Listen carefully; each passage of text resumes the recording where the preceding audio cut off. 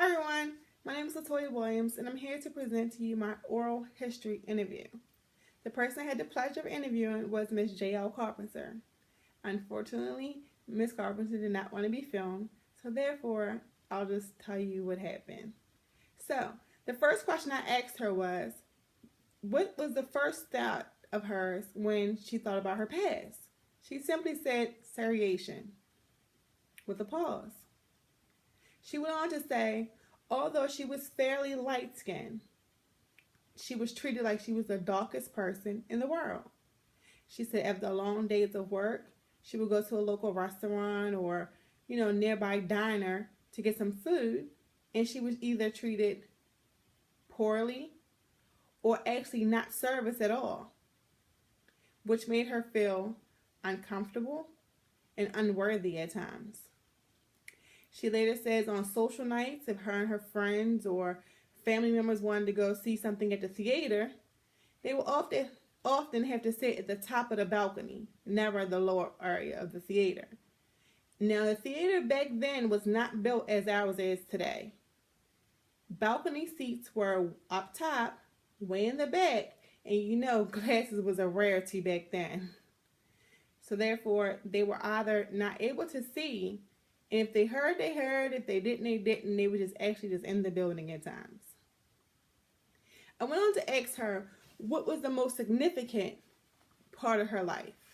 And she told me the day that changed her life was the day she walked into the local library, right across from where she lived, and she was not able to retrieve a book that she actually wanted that particular day.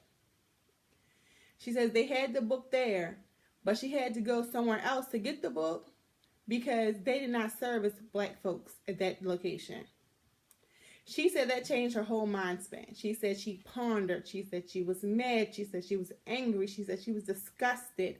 She said she was everything that she didn't know that she had feelings for that particular day.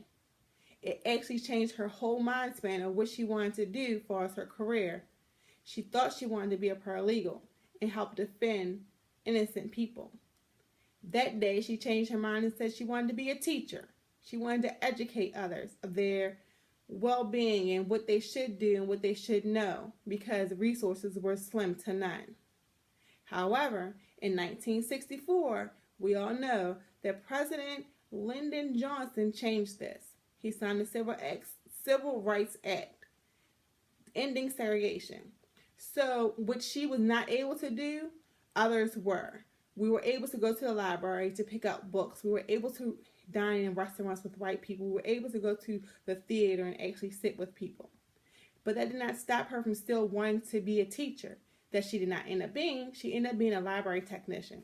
She ended up going to the local university and she's been working there for the last 35 years, servicing students and other faculty as they pursue education.